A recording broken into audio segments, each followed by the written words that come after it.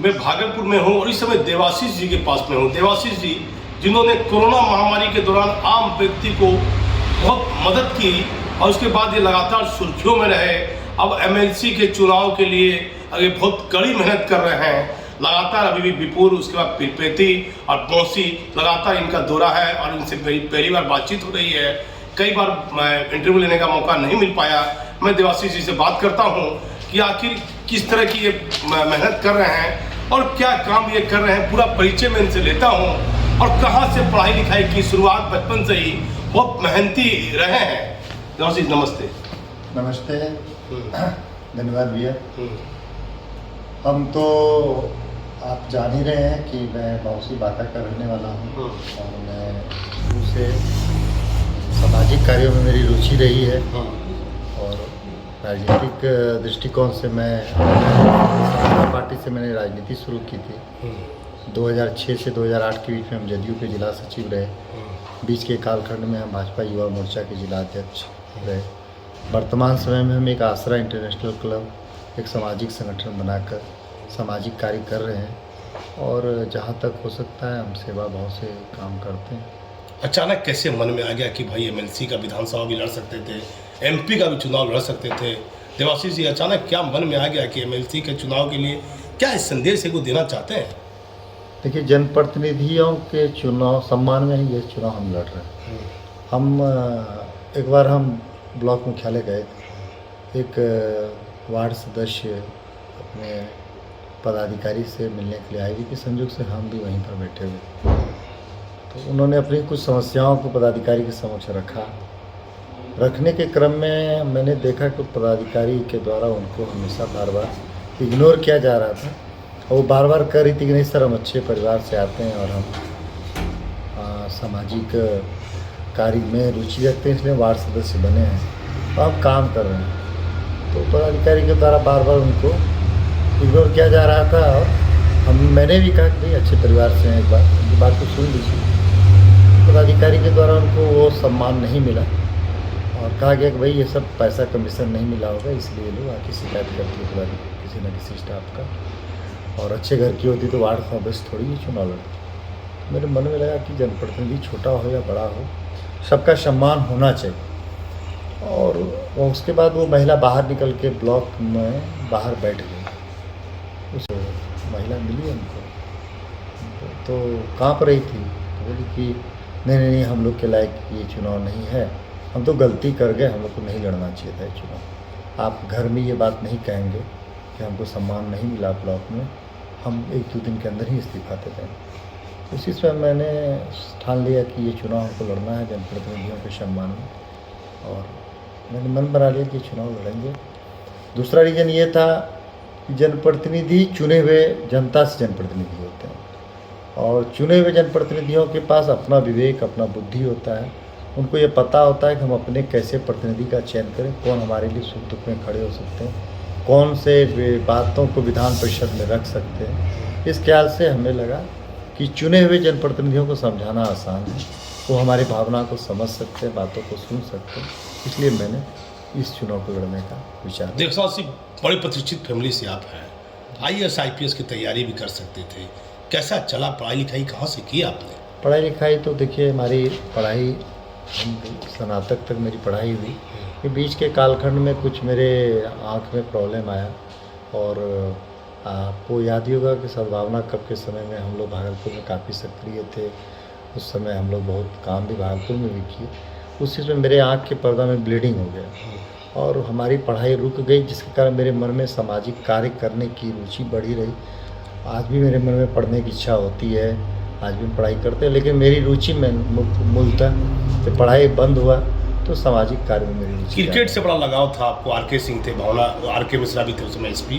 तो मुझे ये बताइए कि पिताजी क्या करते हैं? मेरे पिताजी तो मूलतः किसान हैं और वो 35 वर्ष से बीमार ही हैं। और कहाँ के मूलतः रहने? मैं मूलतः में बौसी का रहने वाला हूँ। मेरे दादा स्वर्गीय काली कुमार पांडे भी एक प्रतिष्ठित व्यक्ति थे और सरकारी नौकरी भी करते थे, लेकिन शुरू से उनका काम, उनका लगाव सामाजिक राजनीतिक क्षेत्र में उनके कई लोगों से जान पहचान रखते थे। तो मेरा भी सुबह से शाम तक लोगों से मिलना जुलना होता था तो हमको लगता था कि भाई चलो एक अच्छा काम है, और वहीं से प्रेरणा लेकर हमने समाज के लोगों को, थोड़ा आवाज़ बढ़ाइएगा क्योंकि आप थके हुए मुझे लग रहे हैं। समाज परिवार में कौन कौन है? समाज के लोगों के प्रति मेरे काम करने परिवार में कौन कौन है? भाई परिवार में मैं 2 भाई हैं, एक बहन है। बड़े भाई भी सर्विस करते हैं, मेरी बहन कटिहार में रहती है।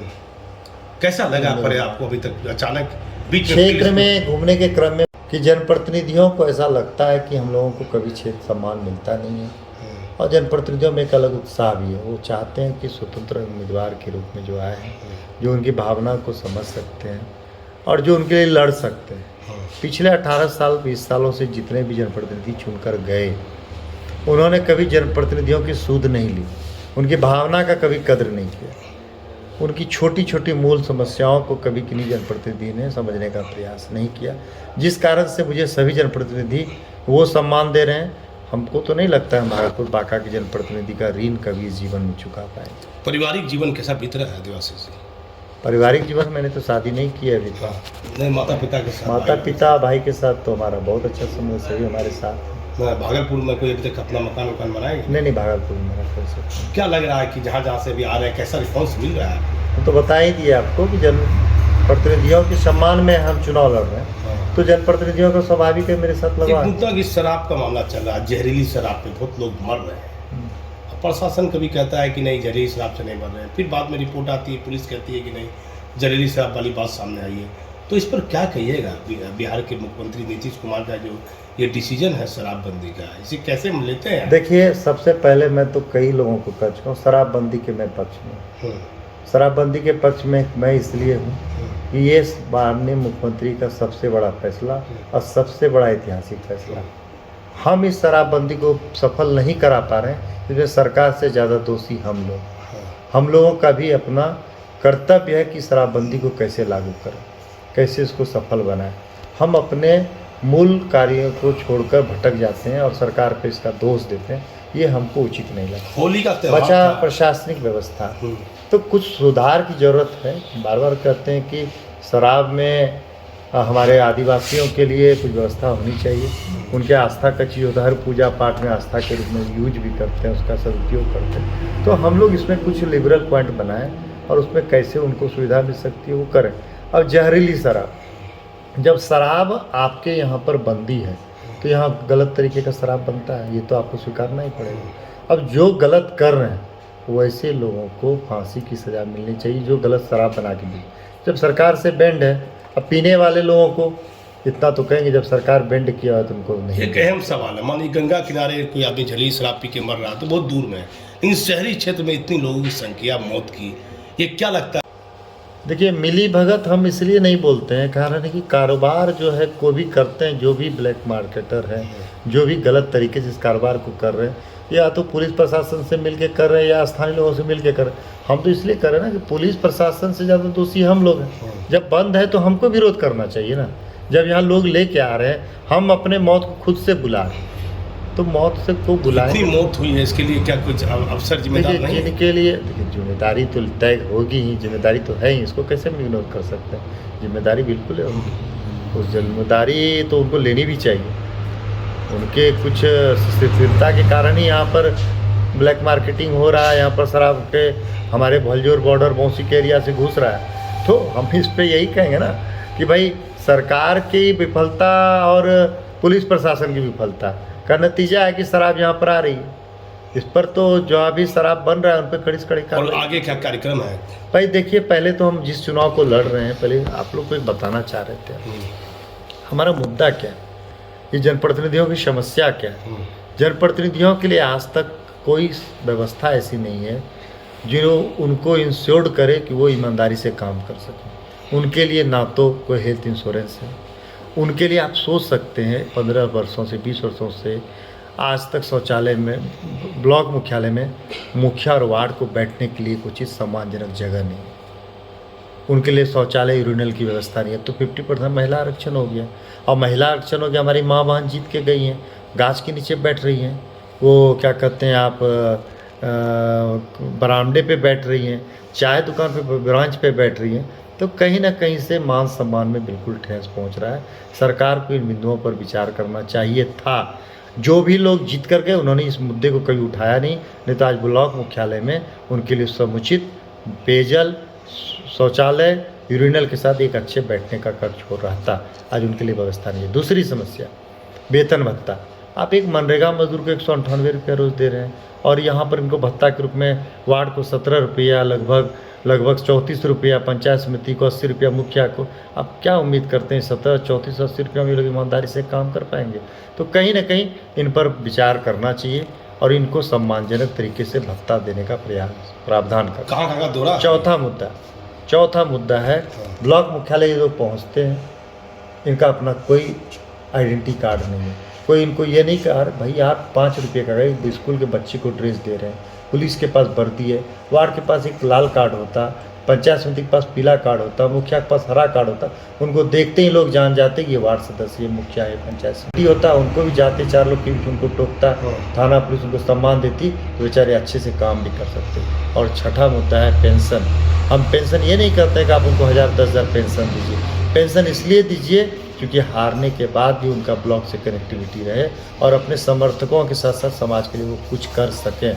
महात्मा गांधी के सपनों को पूरा करने का सबसे मजबूत तंत्र हमारा पंचायत व्यवस्था है, पंचायती राज व्यवस्था है। हम जब तक इसको मजबूत नहीं करेंगे तब तक सशक्त देश, सशक्त समाज, सशक्त बिहार नहीं बन सकता।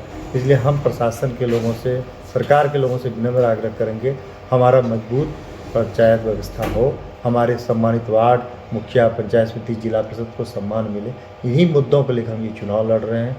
बस इतना ही करके विशेष हम आपको और क्या कहें। रात का 1 बजे कहाँ कार्यक्रम में जाइएगा? अभी तो 1 बज गया, मैं अपने घर मौसी जाऊंगा, वहाँ से कल सवेरे हमको पीरपैंती जाना है।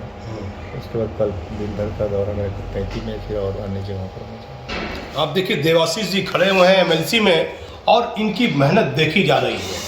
इनको उचित समर्थन मिलने के बाद एक धरातल में काम देखा जाएगा और कहीं ना कहीं कोरोना महामारी के समय से आम लोगों को ये मदद करते हुए हमेशा दिखे हैं। आप देख लीजिए कि दिग्विजय सिंह से इनका पुराना ताल्लुकात, पुराना संबंध इनके परिवार का रहा है। एक पारिवारिक पृष्ठभूमि बहुत बेहतर मानी जाती है इनके परिवार की। तो इनको आप समर्थन कीजिए और मेरा पूरा चैनल पर इनकी पूरी बातों को सुनिए। भागलपुर से दीपक नौरंगी।